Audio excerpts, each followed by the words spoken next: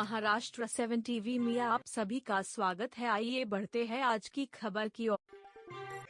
हमको न्यूज़पेपर और social media के जरिए काफ़ी चीज़ें देखने के लिए मिल रही है जो मीरा रोड में हो रही है।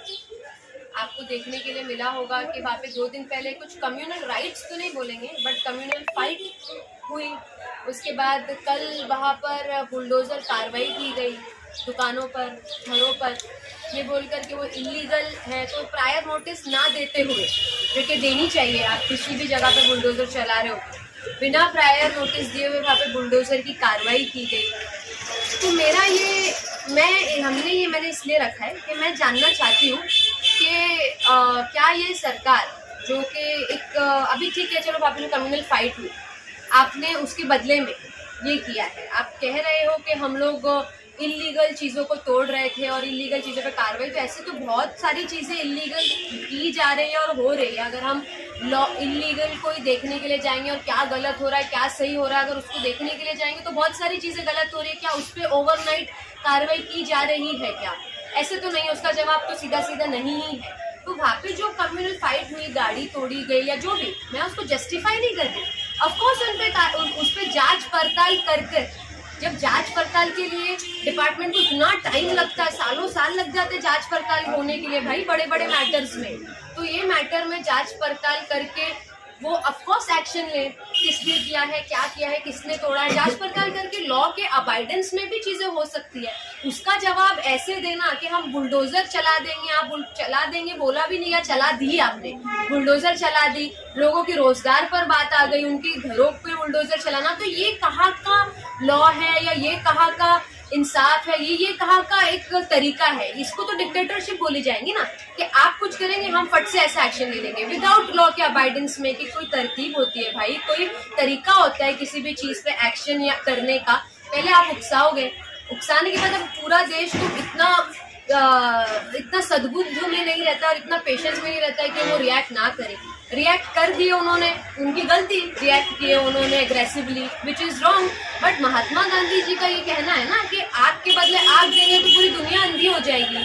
तो आप एक तरीके से लॉ के अबाइडेंस में रहकर भी किसी भी चीज पे कार्रवाई कर सकते हैं। आप दीजिए ना उनको पनिशमेंट। में तोड़फोड़ की गई थी और उसके बाद सोमवार को जब शोभा यात्रा निकाली जा रही थी तो फास्ट एक्शन ले लेती है। जब भी कोई चीज ऐसी धार्मिक हो तो उस पर बहुत फास्ट एक्शन ले लेती है। तो मैं ये जानना चाहती हूँ कि आप बिल्किस बानो के जो गुनहगार है, जिसने बिल्किस बानो और उनके पूरे खानदान को तबाह बर्बाद कर दिया, क्या आपने उनके जो गुनहगार है, क्या आपने उनके घरों में बुलडोजर चलाए? क्या आपने उनकी दुकानें तोड़ी? वहाँ पे जाके आपने उनके वहाँ पे बुलडोजर चलाए या नहीं चलाए अभी तक के? क्योंकि जब वो रिहा हुए थे बीच में, तब आपके एमएलओ ने उनको स्वागत किए थे, उनपे हार फूल चढ़ाए थे, जैसे कि उन्होंने पता नहीं कौन सा शहीदों वाला काम करके आए हैं या कौन सी इंडिपेंडेंस दिला के आए किसी को, वैसे उनका स्वागत किया गया था। जब सुप्रीम कोर्ट को इंटरवीन करना पड़ा उस मैटर में, सुप्रीम कोर्ट ने आके बोली कि भाई इनको रिहाई नहीं दे सकते, ना इनको टाइम दे सकते, इनको फौरन वापस से अंदर किया जाए। सुप्रीम कोर्ट को हर चीज में इंटरवीन करना पड़ रहा है। आज की तारीख में ऐसा माहौल हो गया है कि हर चीज में सुप्रीम कोर्ट को इंटरवीन करना पड़ रहा है। तो मेरा आपसे ये मानना है कि पार्लियामेंट में दानिश जी को गालियां दी जा रही है, क्या उनके घर पे अभी तक के बुलडोजर चलाए गए हैं, नहीं गए हैं क्या? मुझे बस ये जानना है कि जो महाराष्ट्र में, मुझे आपसे ये कहना है कि महाराष्ट्र में एक सभ्यता, एक क्लास है। आप वो क्लास को नीचे करने की कोशिश मत कीजिए। जैसे आपने हमारे मुल्क के दूसरे स्टेट्स में एक आपका गुंडा राज चलता है, वैसा महाराष्ट्र में चलना पॉसिबल नहीं है। तो आप उसको एनकरेज भी मत कीजिए, क्योंकि महाराष्ट्र में लोग बहुत सभ्यता से रहते हैं, बहुत क्लास से रहते हैं, बहुत डिग्निटी से रहते हैं, पढ़े लिखे एकदम एक उनके वर्किंग क्लास लोग रहते हैं, अपना काम करते हैं और अपना मिलजुल के सब लोग रहते हैं बहुत अच्छे से। तो महाराष्ट्र की सभ्यता को आप कमजोर करने की कोशिश मत कीजिए, वरना इसका बहुत ज्यादा आउटरीच निकल सकता है। हम ये चाहते हैं कि आप जो वहाँ पर जो माहौल चल रहा है उसको कंट्रोल में लाइए, पुलिस के जरिए कंट्रोल में लाइए, नहीं तो ऐसे ही आप डिक्टेटरशिप करते रहेंगे। जोर जबरदस्ती वाले मामला का जो बुलडोजर सरकार आपकी जो है, जो चल रही है, अगर आप ये चीजें करते रहेंगे तो हम इस चीज पे निषेध अपना जरूर जाहिर करेंगे।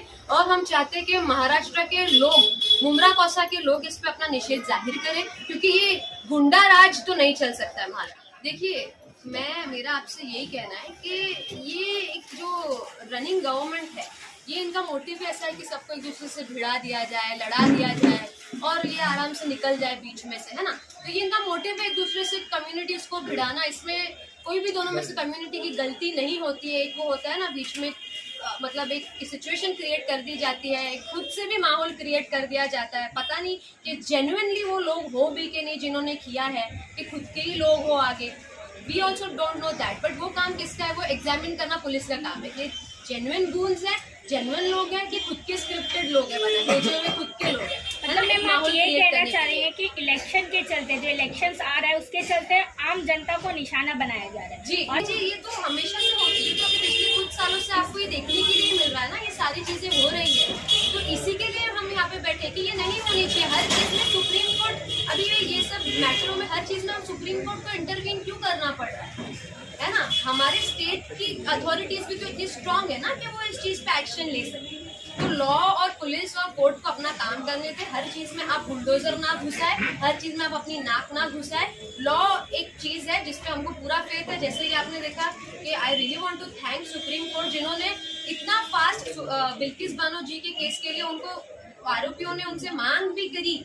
उन्होंने आरोपियों ने उनको बोला भी कि हमको टाइम दो, तो उन्होंने टाइम नहीं दिया। उन्होंने उनको 2 दिन के अंदर बोला कि आप सरेंडर कर दीजिए। तो हमको लॉ पर, हमको हमारे देश के कॉन्स्टिट्यूशन पर पूरा भरोसा है और हम उसके ही साथ चलेंगे। उन्होंने आरोपियों ने उनको बोला भी कि हमको टाइम दो, तो उन्होंने टाइम नहीं दिया। उन्होंने उनको 2 दिन के अंदर बोला कि आप सरेंडर कर दीजिए। तो हमको लॉ पर, हमको हमारे देश के कॉन्स्टिट्यूशन पर पूरा भरोसा है और हम उसके ही साथ चलेंगे। बहुत कहीं इस सरकार को ये तो नहीं लग रहा है कि एक बड़ा वर्ग है जो इस तरह की कार्रवाइयों से खुश होता है, तो उस वर्ग को खुश करके सरकार में बने रहने की कोशिश तो नहीं है वोट बैंक हासिल करने की? कोशिश तो बहुत सारी चीजें जो आप सब बोल रहे हैं वो सब सही बात है कहीं ना कहीं, इसीलिए आप पूछ रहे हैं, है ना?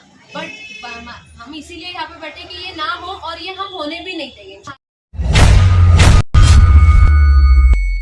चैनल को सब्सक्राइब, लाइक, कमेंट, शेयर करें और बेल आइकन दबाना ना भूलें।